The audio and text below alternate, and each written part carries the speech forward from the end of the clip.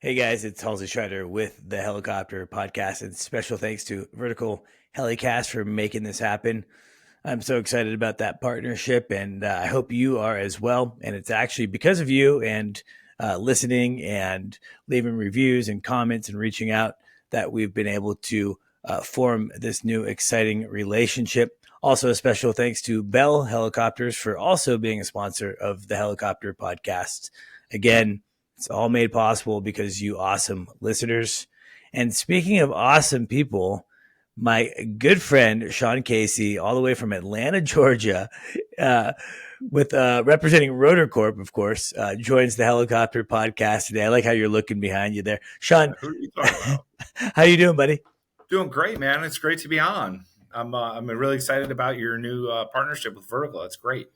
Yeah, we're pretty excited about that too, and you understand firsthand, I'm sure, kind of how small this industry is. When you go to Expo and things like that, it kind of feels big for that few days, but ultimately it's like that. The people at our Expo, I mean, that's almost it, right? So it's a pretty small percentage of the world's population, and so being able to connect with MHM Publishing, who puts out Vertical Valor, Skies Magazine. There's not only credibility there, but just reach within this industry. So it's super exciting.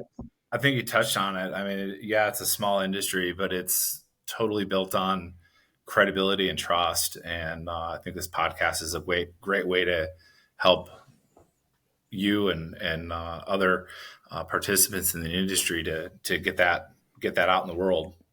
Yeah, absolutely. I mean, being in sales for my full-time gig, being able to get people to kind of know who I am, hear my voice, kind of my weird voice, hopefully gets them more comfortable wanting to work with me in the future. Speaking of trust and credibility, I mean, I'm forgetting, I know we actually talked about this last year and I didn't write it down and I'm not remembering, but how many years now have you been in the business? And what has that journey been like? Yeah, it's been a crazy journey. So August of 23 marks the completion of our 12th year in business. We opened our doors in 2011. Awesome. So I think we're officially in our adolescence now as an organization. But you're like a tween. Yeah. Well, I think 13. We're in our 13th year. Yeah. Awesome. Yeah. That's incredible. My business started 6 years ago, but 6 years ago is a bit of a hobby. It's about 3 years of full-time business. Like this is my way of supporting myself and my family. And I got to tell you, I have so much respect for anyone that can keep a business surviving because it's so difficult. There's so many factors that a lot that you can control, but the ones that you can't control are the hard ones, the economy. Yeah. In your case, which we'll talk about today, shortage in supply and just kind of the COVID backup that was created and things like that. So, kudos to you. Congratulations. For our listeners out there that maybe have been living under a rock for the last 13 years and are not familiar with who you are and or your company, Rotorcorp, why don't you just give us a little bit of background on who you guys are, what you do. And I'm actually kind of curious to hear like how this all started because you're kind of a big deal now. And so it's like, how'd you go from 12 years ago to doing what you're doing now? It's all good marketing. I'm happy to share our origin story. Rotorcorp was established in 2011. My brother, Dan Casey, is a helicopter pilot and A&P mechanic and CFI, II, IA, I think ATP. He's got it all. but he had a unique challenge that's not unique to this industry, and that he had a really difficult time with sales and marketing, kind of breaking down the value of what he was doing in just plain English. He liked to call it like, I can give the math answer, but I can't. I have a hard time relating on like on a solving a fundamental human problem level. So luckily at the time, or unluckily, however you want to look at it, I came out of the real estate industry, which stopped being good at about 2008. I had closed my real estate firm in 2010, and I was really great at marketing and sales. So I just kind of, like you started with your podcast. I started just kind of helping in ad hoc, help with some website development, help with some customer service stuff. And that kind of snowballed. Dan owned a service center and helicopter tour company in California. Our efforts with that resulted in the unsolicited bid for somebody to buy it. And he decided to plow the proceeds into this crazy idea we had about a global helicopter parts company. And so just a small little global distributor of helicopter parts. But in reality, he had with his previous service center, he had received calls and inquiries from operators around the world looking for various parts, and had kind of realized that there's an opportunity there. He identified the very fragmented global Robinson market. 95% of Robinson helicopters are owned by one or two aircraft operators. So it's real mom and pop, a lot of small businesses, and they're not all in areas where they're getting the type of service and quality that we're used to in the US and Europe and some other more established areas. So we kicked off Rotorcorp in 2011. Since that time, we've grown to serve over 3,000 customers in 45 countries around the world. We maintain to my knowledge, the only e-commerce platform that offers the full catalog of Robinson helicopter parts online. That translates out to like 13 different languages. So in short, we're able to meet our customers' needs and sell them parts in their own language, in their own currency, in their own time frame. And that's just something that hadn't been done before in the Robinson market. So we're really grateful for the response from those operators that bring us their business every day. Yeah, I mean, that's incredible. And I'm, excuse me, obviously very familiar with you guys and know the good work you do. And within the Robinson world, if you own or operate a Robinson helicopter, you've definitely worked with Rotorcorp. I'm almost positive of that. So, Sean, just congratulations on building that. So, I mean, before you got into business with your brother, you were in real estate prior. I mean, did you, other than your brother kind of being in the business, did you know anything much about helicopters at that time? Man, so this is my favorite thing. So like, honestly, I'm sure like when you talk to your family and friends, they have they know what helicopters were. And I could see a helicopter flying through the sky, and there's a helicopter. Could not tell you what kind it was, the manufacturer was. And a lot of that first year of my brother and I working together, it was literally his number one rule is, don't say something that you don't know. And if you have a question, call me. So I would literally hang up the phone with the customer and, hey, Dan, what's a rod end? What's a pitch link? And that's how things went for a minute. But over time, my technical proficiency and understanding of the business and the aircraft that we serve grew. And Dan was able to kind of step back from being on the hot seat with the technical questions all day. And actually, in 2018, after 7 years in business, we made the decision to amicably go our separate ways, and I bought Dan out, and it's kind of been under my my rule for the last 5 or 6 years now. Yeah, I mean, as long as I've kind of been more familiar with kind of the back end of helicopters, parts, things like that, it's always been you. I don't think I ever had any interaction with your brother, so I Yeah, was surprised to hear, when we had talked about this last year that you had started it with your brother. yeah, Um, no, that's really cool. I mean, was it always? I mean, to my knowledge, you guys are Robinson parts guys, right? I mean, yeah. the company's Robinson. We are 100% Team Robinson. And as we've grown, and as we look to the future, um, the logical question a lot of parts providers look at is, should we look at another OEM? Should we bring out another airframe? And the overriding factor that we judge that all those questions against is, can we do it at the same level of quality that we're doing now?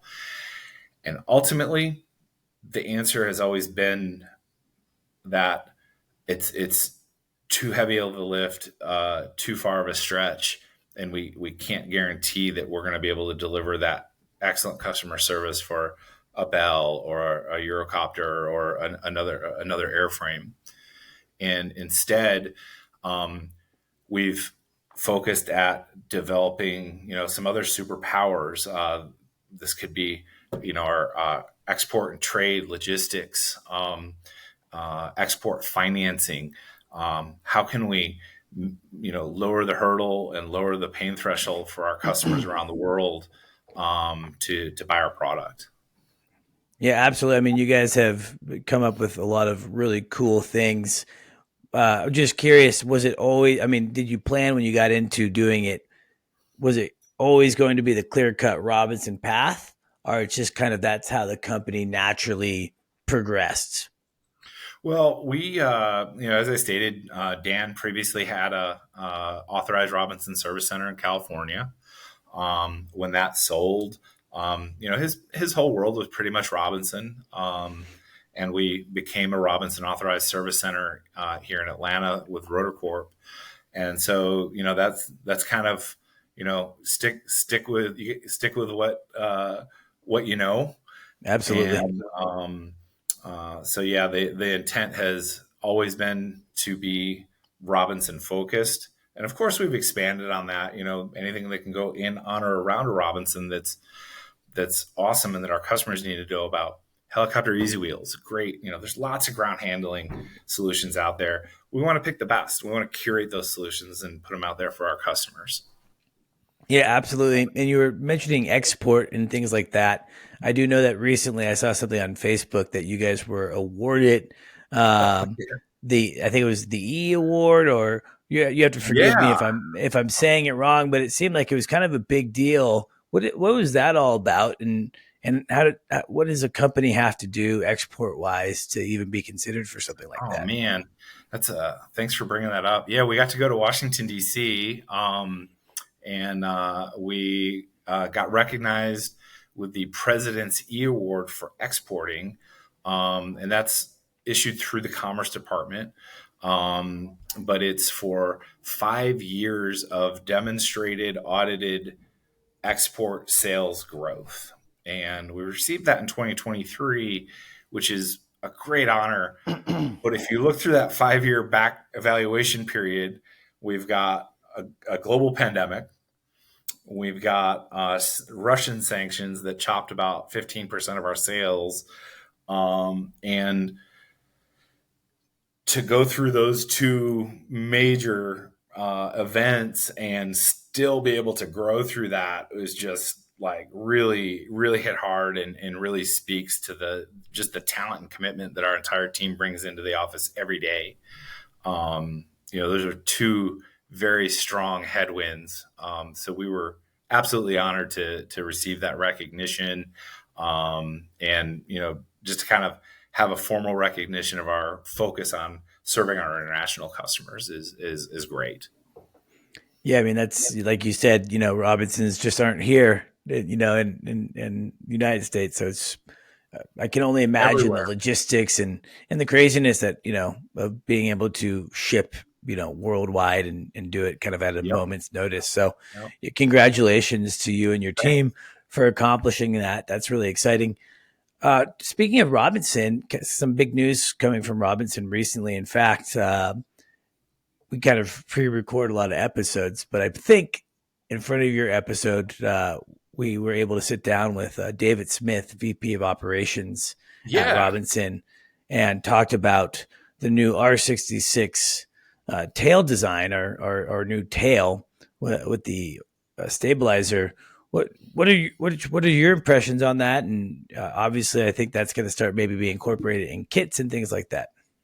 Yeah, it already is. I mean, it solves a long-standing, really complex problem with the flight dynamics of the Robinson that both the FAA and I think several university studies abandoned because it was just it's readily identifiable but hard to solve. And Robinson's commitment to safety is absolutely commendable. And yeah, this solution solves or greatly reduces the window where mass bumping can occur in a low G situation, and that's just evaded solutions since I think the first Robinsons in the 70s and early 80s. So I think everybody's really excited to see that. My initial conversations with Robinson were that this was going to be introduced on new aircraft, new R66 aircraft. And then shortly after that announcement, a Vertical magazine article came out. It wasn't negative or detrimental, but it was just, kind of the underlying causes of why Robinson wanted to solve this problem. And my understanding is Kurt Robinson came downstairs and said, "Hey, we're pulling the trigger on this today. It's going on all R66s." And I think we had submitted 2 R66 overhaul kits the day before, and they were like, "Do you want the new tail cone or the old one?" And that was the cutoff. So everything R66 after now is going to get the new empennage and the new horizontal stabilizer. My understanding is that they're going to be issuing probably a airframe wide service letter for the 22, 44, and 66, and that there's going to be an aftermarket kit solution. So yeah, it's a major change. So yeah, so one of those things you just got to like stop what you're doing and dig in and figure out how we're going to serve our customer with this new product. Yeah, no, absolutely. I was really lucky to sit down with David there at Robinson and talk about it. And he's a sharp dude. Well, I was nervous actually because it was like he's smart. And the crazy thing about that all is there's always been this perception that Robinson helicopters are specifically more susceptible, and with all this research, what they found was that they're really not more susceptible to any other underslung aircraft with an underslung rotor system, with 2 blades. However, the number of incidents was still kind of surprising, right? And the simulations that they're able to do now compared to what they were able to do in the past to actually understand the phenomenon of what's happening during the low G is, we always thought and were taught that the tail rotor being up in this position is, causing that roll. And it sounds like it's actually out of it, which is the wrong move. Yeah. But it turns out it was actually more the stabilizer and the stabilizer position. And that's just, a testament to, as technology increases, specifically within simulation and testing, I think we'll start seeing a safer industry. Absolutely. Because even David, he's so smart, right? He's been around, engineering helicopters for a very long time, and there's still so much we don't know about everything about what's happening aerodynamically with a helicopter. And so it's really cool that these simulations can help that. And it's really amazing that at least Robinson in this instance is being so transparent about this whole process. And I really hope that it's a snowball effect. 100%. Yeah. So Pretty cool. You're exactly right. There is going to be a retrofit option. Overhaul kits are going to come with the new option. So we're going to start Well, seeing these aircraft equipped that way. Bell is proud to sponsor Vertical Helicasts and their vision to hold meaningful mission, safety, and best practice conversations in the helicopter industry. The lessons learned from these conversations will undoubtedly shape the future of both new and veteran helicopter operators. R60, the R66 is a newer interpretation of the 44, which is a interpretation of the R22. So all these airframes are really built on Frank Robinson cut his teeth like post-Korean War era, and that's what got built for that first helicopter. And I think it's noteworthy that Robinson continues to avail themselves of modern production, modern materials, modern engineering standards, and to put an airframe back through the grinder to arrive at a better solution, I think is absolutely the right move. Yeah, no, 100%. I think and it's how we move the industry forward. And not that there was anything wrong with the former design. There was just not enough known about the phenomenon to actually fully understand the full scope of the aerodynamics. And Exactly. So it's like a car recall, right? It's like things evolve, things change. Doesn't mean that the previous design was an issue. Well, yeah, I mean, you're not still driving your 1979 K car, yeah, exactly. We've got airbags and anti-lock brakes, and yeah. Yeah, the Kia of 15 years ago is certainly different. I got a Kia Telluride now, and like I remember growing up, Kias were like kind of crappy, and Yeah. this Kia that I have now, man, it's crazy. It drives itself. Yeah. There's a little microphone option so you can yell at your kids in the third row. It's just like all this silly features, and of course, yeah, I do. I will often within my family, I'm known when we have a packed car of the in-laws or my parents or whatnot. I've been known to be kind of a comical tour guide, and I completely use the Telluride intercom system to exploit that. It's always kind of a good time. Post COVID and now post COVID, thankfully. What are the biggest problems that we're seeing, what Robinson owners and operators are seeing right now in regards to being able to get parts, being able to get overhaul kits? Delivery times of new helicopters is still pretty long across the board on all OEMs. From your perspective, where are we at right now with kind of this shortage that has been seemingly never ending kind of since the pandemic? I think the short answer is we're in a whole new world.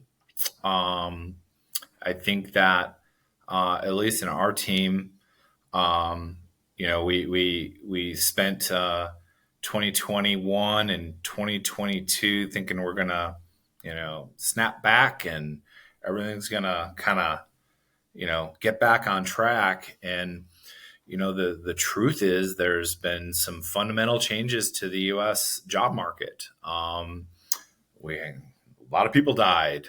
A lot of people are on long-term disability. And that just impacts the supply chain across the board. Even before the pandemic, I think everybody's aware we had a massive shortage in, skilled manufacturing across the board, not just in aerospace. Raw material shortages, those are exacerbated by supply chain and logistics issues. The things that go to build that Robinson helicopter come from all points of the world, and even though they make probably a higher percentage of that aircraft in factory than almost anybody I know, all that stuff's got to come from somebody. And, I actually commend, I think Robinson's done even though we're experiencing some absolute shortages, I think that they've done a commendable job limiting that and finding alternative solutions. I mean, really, right now, if I think about it, to answer your question, that new world is longer lead times. That's for not only Robinson aircraft, Robinson parts, but it's like homing. It's 14 months for a factory engine. So we actually, our biggest challenge right now is kind of softening that blow. Like I said before, we're dealing with mom and pop businesses, flight schools, agricultural spraying outfits, tour operators.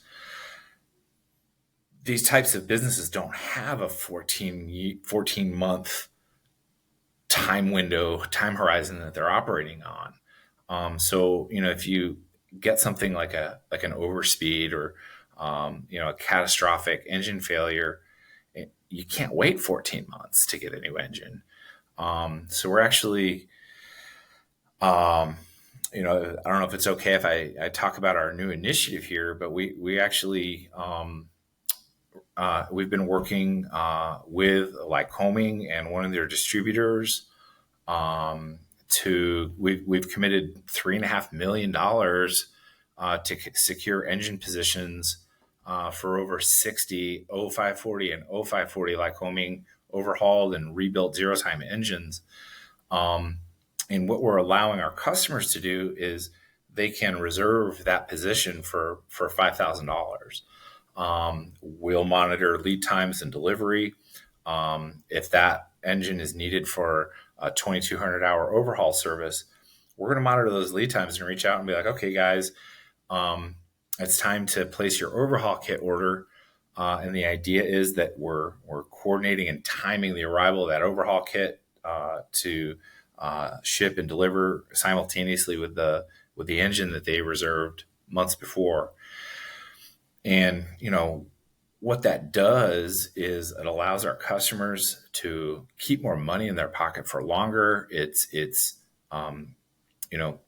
if you are a good planner, putting 60 or 70 grand down on an engine that you're not going to see for more than a year, like that's just going to choke your cash flow. It's blowing your maintenance budget out of the water. So we're trying to push as many of those outlays of cash as close to the delivery date as we can. So we've actually worked with Robinson and Lycoming to kind of restructure the payment regime and pass those benefits onto our customer. And what they get, we're waiting in line for you. And not only are we waiting in line, but you're going to get what you need when we say it's going to deliver. Lycoming's done a lot of work in the last year to bring on additional production capability. One of the other things that was just killing delivery deadlines is they were allowing AOG and priority urgent engine orders to go to the head of the line when that just pushes everybody back. So what we've actually done is we've purchased all of the available engine production capability that Lycoming has for 2024. And we're going to match those with overhaul kits when we can. But a few of those engines are going to filter out. And at the 60-day delivery mark, if we haven't matched that with an overhaul kit, that engine is going to be available for sale just as an engine only. So we're hoping to be able to respond more to the long-term overhaul, major maintenance needs of the customer, but also have some spares available for the things that happen with the overspeeds and unforeseen unscheduled maintenance. Yeah, I mean, that's huge. And, kudos to you guys. Obviously, it's a good business decision, but it's also good for it's a great business decision because it's helping your clients, Absolutely. in a very positive way. That is the unique thing about Robinson helicopters is a lot of the operators are smaller operators. They're not necessarily working with your traditional big helicopter company budgets and cash flow. Liquidity is month to month at some points, right? And so they're not major MROs. they don't have a 2 or 3 year back front log of inventory available. We work with our customers to have a 90-day supply of just the critical spares that they need. We look at your fleet and we're like, okay, this is what you should have on your shelf. And we offer them a blueprint. You don't have to buy it all right now, but like this should be the goal of what you have. We're going to serve as your backstop for the more expensive, longer lead time stuff. And then we'll reserve that final backstop to Robinson for the big dollar overhaul kit, major components, things like that. So, yeah, you're absolutely right. They are not, the Robinson customer is not a major operator or an MRO. Yeah, it presents a lot of different challenges, and it's nice that there's companies out there like Rotorcorp that are able to support the clients specifically during this. This is just a difficult time, this new era that we're all kind of getting used to with longer lead times. I mean, that can be devastating to a small business. You can't have an aircraft on the ground for 14 months. It's just not. Well, and we were surprised feasible through the pandemic. I had mentioned earlier that we had invested a significant amount of money in developing our e-commerce platform. And, as the pandemic spread around the world and, the local maintainers and service centers either slowed way down temporarily or unfortunately, in some cases, even permanently closed, those operators that they served, these are critical industries, law enforcement, energy and natural gas and agriculture. These operators keep us safe. They keep food on our table and keep the lights on. They need to still fly, and in a lot of cases, they for the first time they went out and said, okay, where can I get parts if my local place is closed? And not shouting it from the rooftops, but a lot of them found us, and we were able to, serve a new market segment that we hadn't seen before. So yeah, it was a big unexpected shift. And with your e-commerce platform, which is obviously very commendable, and I'm sure it was a bear of a project, but it's pretty cool. Just talk my listeners through what they could expect when using the e-commerce site to get components and parts and things like that. Yeah, absolutely. So everybody wants Amazon. I want my stuff tomorrow. I want it to be easy to order, easy to pay, easy to ship, and I want it tomorrow. So I am not Jeff Bezos, and we are not Amazon, but that is definitely the standard that we're held to and that we are moving towards. So what our customers can expect is a easy online experience to not only locate and identify the parts that you need. And we happen to be in a really great industry. It's not like we're shopping for shoes or jackets, it's part numbers. So, if we've got it's on the website. They can rely absolutely on our live inventory and availability indicator on each item. So if it says we've got it, it's on our shelf. One of the other commitments that we've made through the pandemic and in response to these extended lead times is we've doubled the inventory on our shelves twice. So in the last 3 years, we've tripled what we have to meet the needs of online ordering, everyday online ordering. We're placing replenishment orders twice as frequently. So, our goal, we don't carry everything, but we are constantly monitoring what's selling, what do people need, and we go to the ends of the earth to make sure that we have it on the shelf.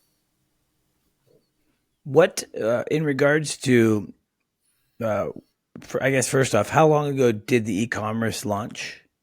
Yeah, so we pulled the trigger on the launch after a 18-month delivery or development period. We flipped the switch in November of 2018. So it was about 5 years ago. Okay. And it was really remarkable. We turned it on, and I don't know, maybe 5 or 6 hours later, there was a little ding. And our first order ever was from an operator in Moldova. And I did not know where Moldova was. I I don't think I know where Moldova. Where is Moldova? It's right below. It's right below Russia, next to Mongolia. Okay, and, beautiful country. But I didn't know where it was, and but it kind of hit me. I was like, wow, this thing's going to be great. This operator halfway around the world found what he needed, was able to pay, calculate shipping, could conduct business in his own language. In that case, I think it was Russian.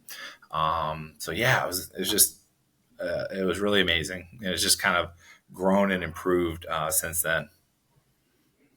Yeah, that's amazing. So would you say that a lot of your business is now done through the e-commerce site? So our revenues are about 50-50 small parts to major components. And so small parts are all the additional, spares, nuts, bolts, and major components would be like servos on up through like overhaul kits. So our business is about 50-50 small parts versus overhaul kits and major components. And I would say more than half of our small part sales are now conducted online. Wow. So yeah, we've watched the percentage of our customers that order online has continued to grow. The number of transactions conducted online by those customers has continued to grow. And of course, the dollar amount of those transactions has continued to increase year by year. And, turns out people like to buy stuff online. Who would have figured? Yeah. I mean, we definitely, we live in that era. It is funny though. I was actually just talking to my wife about this recently. And I don't know if it's post-pandemic. It's all kind of blends in, but it seems like, I got really used to this, the next day delivery Prime. I paid for the Prime membership. I think most of the world did. And it was pretty awesome there for a while of like the next day delivery, but it's not really an option anymore. It seems like, when I go on Amazon, it's like, hey, get it in 5 days or whatever. Or a couple days, which is still reasonable. Mm-hmm. But like the expectation was set a little bit differently. And so now it's like a harder pill to swallow of like, well, I need it tomorrow. So again, we're absolutely not Amazon. But we're a small, nimble, responsive company. And honestly, if an online order is placed with items that we have in stock, like I'm not even joking, that order is picked and packed and ready to ship and out on the dock in 20 minutes. So, wow. That doesn't mean it's shipping in 20 minutes. We're still waiting for the truck to come at the end of the day. But we are not letting any moss grow under our feet on picking and packing orders. So it remains the quickest way to submit and process and get an order out. Of course, we're always happy to take a phone call, answer any questions, or take orders via email. In fact, I think one thing I refuse, just because it's 2023, is we still have customers that would like to fax us orders, and I'm just drawing a line there. So we're trying to drag the Robinson industry into at least 1999. What's a fax machine? Yeah, exactly. I've sent like my experiences with faxes is I feel like I've attempted to send a fax like 3 or 4 times in my life and it never worked. Well, it's funny, it's just one of these things I would have never known, but like, culturally in a lot of Asian countries, especially, fax is still huge. They submit to go orders to local restaurants they fax over their order via fax. They do. But I just kind of, I'm like, no, guys, you got to lift up the phone, go online, send us an email or go to our online store. As always, a special thanks to Celicopter for producing this podcast. Specializing in helicopter evaluations, faster sales, and superb service, Celicopter is the go-to agency for clients expecting immediate results. Celicopter's team of helicopter professionals are the best in the business. Using their aviation expertise, a nationwide network, and a proprietary 76-step listing strategy, Celicopter will convert your listing from Mayday to payday. Ready to get started? Text helicopter to 1-855-Celicopter. That's helicopter to 1-855-735-5226. And a Celicopter pilot agent will reach out. Celicopter. List it, sell it, done. When a customer calls Rotorcorp, they're connected to a real life person. Absolutely. So actually, this is a kind of a humorous story, but I'm a marketing guy, and when I was establishing our marketing plan for Rotorcorp initially, I came up with this big fancy, blah blah blah, and my brother just kind of shaking his head, and I was like, "What's the problem?" He's like, "I don't think you understand. Like, if we answer the phone, we're going to be ahead of 90% of our customers."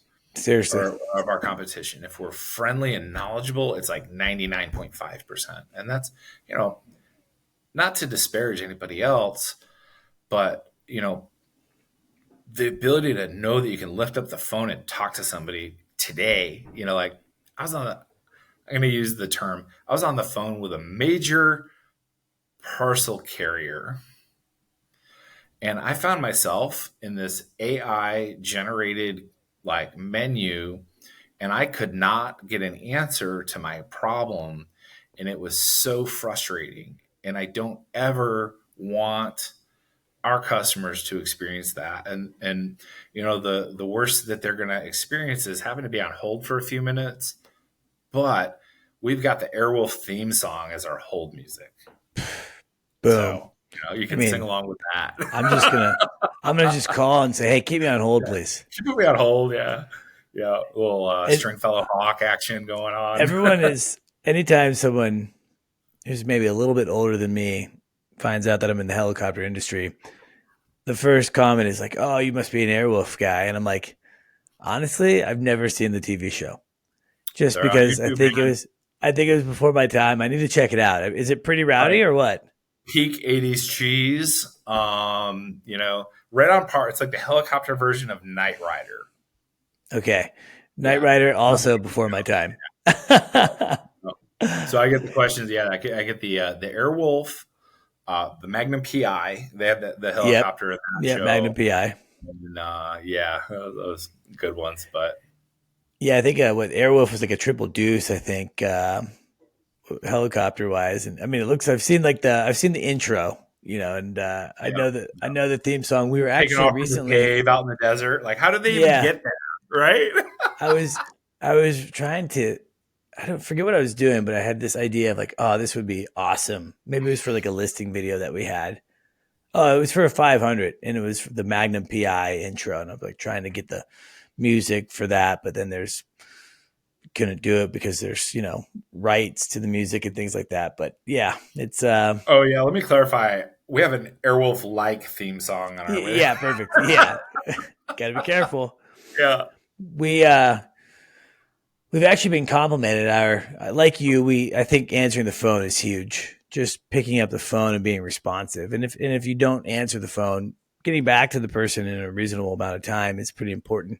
Yeah. And a lot of my so-called competitors, they're hard to get a hold of, and it's not always straightforward communication. But my hold music is a guy talking, and he has like the best radio voice ever. And It's actually a buddy of mine from San Antonio who's been in the radio business forever, and he's reading helicopter facts. So, I love it. Yeah, gives a little history, talks about Igor Sikorsky. So, nice. kind of cool. So, I guess I'm curious, like, day in the life of Sean Casey. Like, what does your day look like? What are you doing as a business owner? Is there some consistency to your Monday through Friday, or is it kind of like an every day is a little bit different? Well, I mean, we're in the helicopter business, so there's always some unexpected surprises that arise. For us, that can be a unexpected shortage, a unexpected delay in delivery time, a shipping logistics problem, a customer problem. So I commit a part of my day to putting out fires and solving problems like any small business owner does. But honestly, I've been working really hard to be able to solve, be in a position personally within Rotorcorp. I've tried to step away from answering the phone, not out of a dislike for it, but I'm trying to run a business that can provide the best response to the greatest number of people. My employees and our customers rely on us to be around well into the future. We're dealing with vast sums of money, and all of those things require our best effort every day. And so, I've had the honor of being able to kind of disengage from the day-to-day customer interactions, but really steering the company and doing the strategic planning and the blocking and tackling to make sure that tomorrow is going to be successful and next year is going to be successful. One of the really unforeseen, and I'm going to get a little business schooly here, but one of the really unforeseen um, uh, consequences of these long lead times is, we take an order and we get paid by the customer and we place that order with Robinson, but we don't actually get paid. Like we don't get that money to use until it ships. So, when lead times are a little bit normal and we had, a big overhaul kit order, a group order, um, we'd get paid and we'd get to kind of see the revenue and the profits from that in 2 months, 3 months. In a typical year, we would maybe carry over $700,000, $800,000 in business that we had sold but hadn't closed yet. In 2023, we're carrying over $2.5 million into next year. So, in a lot of respects, our final quarter of 2023 is already done. Our first quarter of 2024 is already baked. So what does the rest of 2024 look like? While we're continuing to serve the calls that come in and the more immediate needs, I'm trying to concern myself with how we're going to get through next year, what our cash flow, what our budget looks like, those kind of boring things. They're not. I mean, they're boring, but it's important, and I'm finding that Yeah, out as a business owner myself. nobody Getting gets more into into. business to do budgets, though. I know, but but there's something kind of fun about it. Like this year, my goal was to be more understanding of. I had a basic understanding of our books. We had a fairly good accounting system on how we did things, but as far as like forecasting, budgeting, just didn't have a ton of historical to be able to really put together something firm. Well, And it's been, oh, go ahead. what's interesting is that phenomenon is not unusual. So we're in an industry with really high barriers to entry. Those barriers can either be, the technical proficiency and training and certification that you need to become a pilot, the dollar cost of being able to acquire and operate an aircraft, um, and or the training and ongoing schooling and knowledge that you need to repair an aircraft. Um, and we're not the only industry that has that, but what you end up with largely is pilots and mechanics that have a skill set, and over the course of their career, they're promoted or they start their own business and they grow and they they sometimes lack the skills that an outside a business or an organization outside our industry might have. And I'm really excited. I think it's been announced. I'll go ahead and talk about it. But HAI, Helicopter Association International, has actually started a small business initiative. We were having conversations with a couple of their board members, and I was like, not being able to manage your business is a safety issue. If you're put in a position where you're not financially able to do something, you're being put in a position to maybe make a bad decision that may result in the loss of a life, yours or somebody else's. Yeah, 100%. And I'm just so excited about the responsiveness from Jim Viola and Nicole Vandelar on the board at HAI, and they actually tapped they tapped a team within HAI to get a group of small business operators together. Let's map out what we need to know, and but it's things like bookkeeping, financials, marketing, all the basic stuff that a small helicopter operation needs to know to do a better job. So that I love that. Yeah, it's super cool, and I'm glad to hear. I was not aware of that, so that is awesome news to hear. And yeah, I mean, running a business is very fun. It's rewarding, but there's a lot of things that go into it that you're exactly right. Me as a trained helicopter pilot, that's my training. I went to 1 year of college. I have a high school diploma. Don't ask me what I learned in high school, but I guess I learned how to read and write. I'm gonna say, right? Bro, man.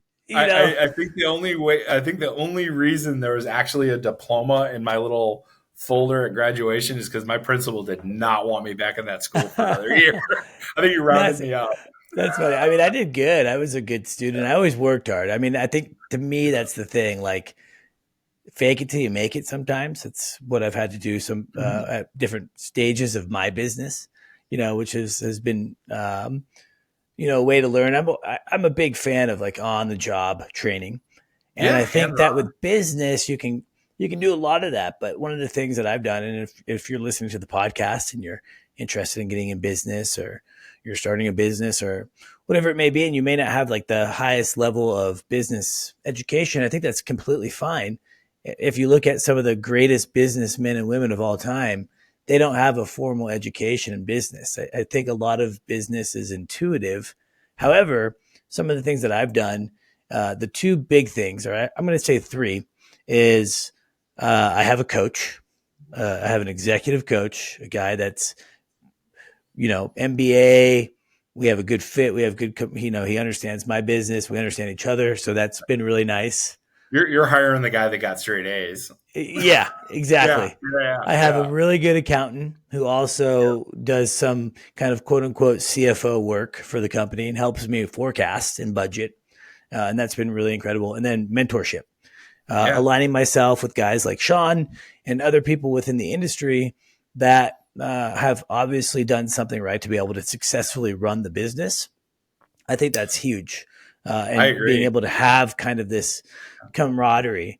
I've always thought it would be kind of cool to start like, and it sounds like HI is doing it, something where it's like, business owners can kind of unite within this industry, to kind of, to create like a focus group, a think group. Yeah. I kind of harness, Henry Ford, Steve Jobs, and Ted Lasso. And in my management approach is, Henry Ford was famous for saying, I don't need to know everything. I've got people that do that. I've got experts. Steve Jobs said, don't hire smart people and tell them what to do. Hire smart people and listen to them. And then Ted Lasso said, don't be afraid to ask for help. And I think that last one is probably the biggest barrier, is realizing the limitation of your knowledge, realizing the limitation of your experience, and reaching out to those experts. Yeah, 100%. You got to leave your ego at the door. I mean, you're good at what you're good at, right? And Yeah. that can only sometimes take you that far. I actually just finished last year the Steve Jobs biography. I don't know if you've Yeah. listened to that. I don't read, I listen to books. Yeah. And man, that was like a really long book, but it was pretty good. Is it the Walter Isaacson one? Yeah.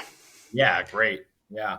Yeah, just a crazy just love hearing about businesses go from in your parents' garage to being Apple, and everyone and their mother now, with an Apple product, it seems like. So pretty cool. But yeah, I mean, even us small business guys, there's so much to be proud of. And for you especially, I mean, 12 years through a pandemic, parts shortage. I mean, the amount of audibles that you've had to make in this last few years here, I can only imagine have been insane. Last year, HAI was in your backyard. You had a hometown HAI, and it was really fun to check out your booth and come say hi. I didn't get the tumbler. We'll take care of you. Yeah, we made that fun video. Like, I want that video played at my funeral. Like, that was probably one of the most exciting and most fun times I've had in the industry. And to be able to participate in an event like that, I feel it was really transformative for us. I honestly feel to like go in as an exhibitor. I feel like we went in kind of at one level and came out the other end on another. And Kurt Robinson came and sat in our booth, and he's like, awesome. Wow. He's like, do you know how good this makes us look? That one of our service centers can put on, this kind of display. And I was like, thanks, man. Yeah, no, you guys, your whole setup is great. Your video is great. I was covering for the podcast.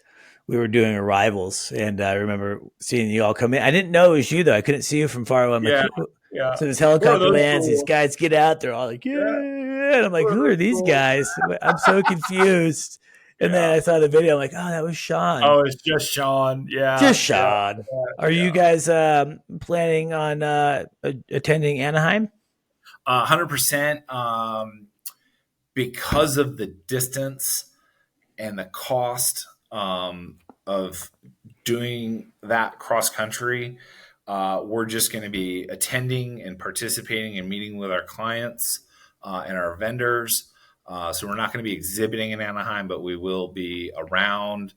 I think plans are right now, and don't hold me to this, but I think we're going to do a party bus for some of our clients from around the world and drive up to Robinson and do a factory tour. That'd be fun. With our customers, and probably Frank Nieto walking us around. And, I don't know if you've ever been out there, but it is an amazing experience. It's mind-boggling to see what they do out there.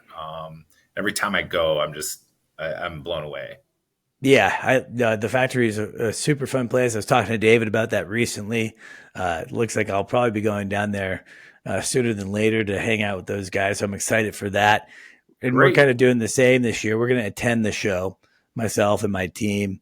We've exhibited the last couple of years, and I think there's some awesomeness to exhibiting, but I think there's also a layer of you kind of get stuck in your island of where you're exhibiting.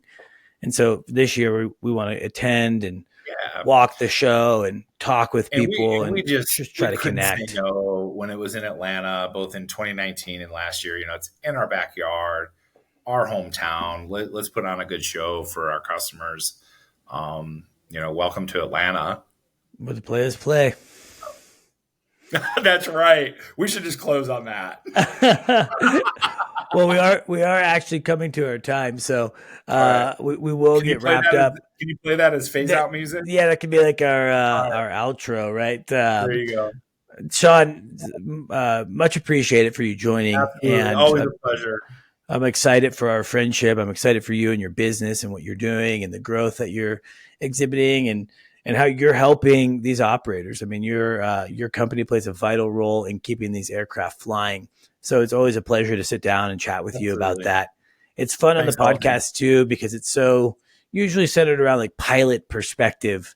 And so it's great to always come and talk about kind of a different sector of the industry.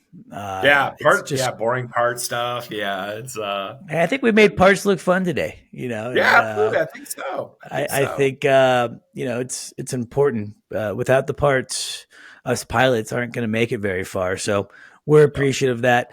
To our listeners, too much gratitude. Can't thank you all enough. Just for the positive feedback, for the downloads. So please continue to subscribe to the channel so you get updated. We drop new episodes every single Tuesday, 365. That's the plan, at least. I haven't missed one for a very long time now, so I plan on keeping on doing that. Special thanks to Vertical Helicasts, again, for making this podcast possible. So excited about the Vertical Helicast platform. If you haven't checked it out yet, please do.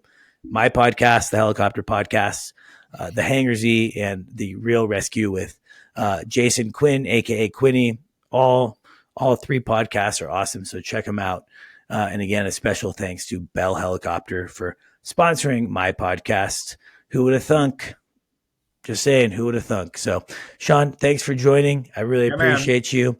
And to our listeners, we'll catch you on the next one. Thanks for listening.